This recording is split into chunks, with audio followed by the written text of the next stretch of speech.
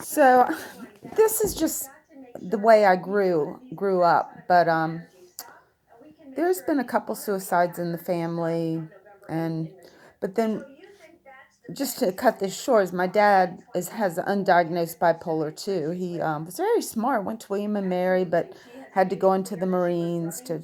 But this is the 1950s, early 60s. There was not much treatment or acceptance of mental illness, and even though my granddad was a doctor, he didn't really study psychiatry at Vanderbilt. So I don't think he knew. Plus, he didn't know much about counseling or therapy. That's not his age. My granddad, you know, he's older. But then it comes to be that my mother, it's funny how they got attracted to each other because, my dad's issues with, a lot of times he'd have explosive tempers and things like that. But she had agoraphobia and panic attacks. So I grew up, and she was a bit OCD.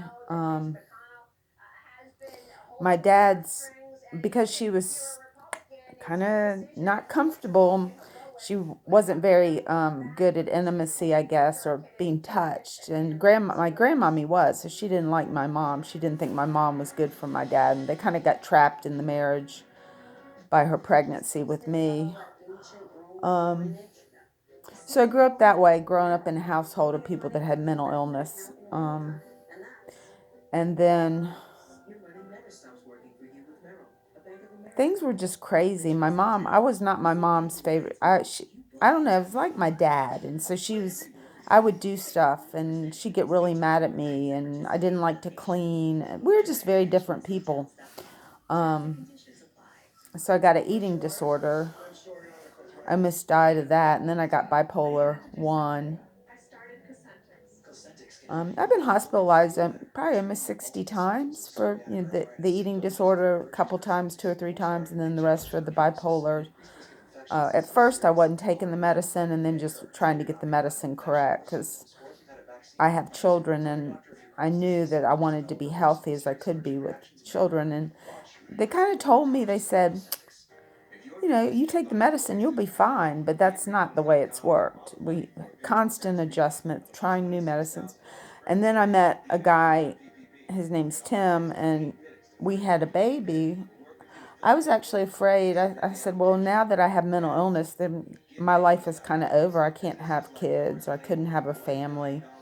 But then once I got pregnant, I saw the government programs and things, and I decided to keep the baby. And so now she's 30 and she's mad at me. My ex-husband was alcoholic. He was a functioning alcoholic, but you couldn't have any intimacy with him because he would not tell you the truth. He wouldn't tell you how he really felt. Plus, then sometimes he'd just straight out lie about money because of his illness, the alcohol, it just infuriated me when I was stuck there with kids. Now I'm much more understanding that he was suffering. But yeah, in the middle of it, I couldn't see the forest for the trees. I was furious when he would tell me lies and not share.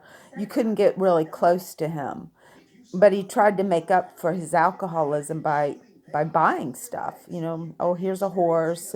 But the problem with that was he just didn't make enough money to do that. He couldn't. He kind of pretended that he had a lot more money than he did. And so we ended up going bankrupt, and that was stressful. And I just couldn't. I took him to counseling, but I just couldn't live with. He would tell. He said he wouldn't drink in the house, but he was sneaking and drinking, and I was like, I can't do the rest of my life this way. I wanted to. I wanted the stability for the kids, but I also felt that with his lies and with his drinking, we really weren't going to have stability. You know, we were going to go bankrupt either way. So I decided to get out of the marriage, and I threw myself into my artwork. I bought a bunch of oil paints and things like that, and setting out for a career to show my art and things like that, because that's what I love doing. But I've had some experiences with mentally ill people, and some of the best are crazy. What's that Alice in Wonderland thing? But I'm lucky now. My medicine's doing good enough that I don't go in the hospital and I sleep pretty good. It's just so wonderful to feel better, instead of being so sick all the time, so manic or so depressed. It's just miserable. and gets you in trouble, spending the money. Because when you're manic, you don't really register that so much. The money, it just kind of goes like. I've even had an art show at a place, and they called me. They said, "Come pick your paintings up," and I didn't even, because I was manic. I don't didn't even remember hanging them, because sometimes when your mind is going so fast, you can't register memories correctly. So yeah, it is a true disability. Thank you.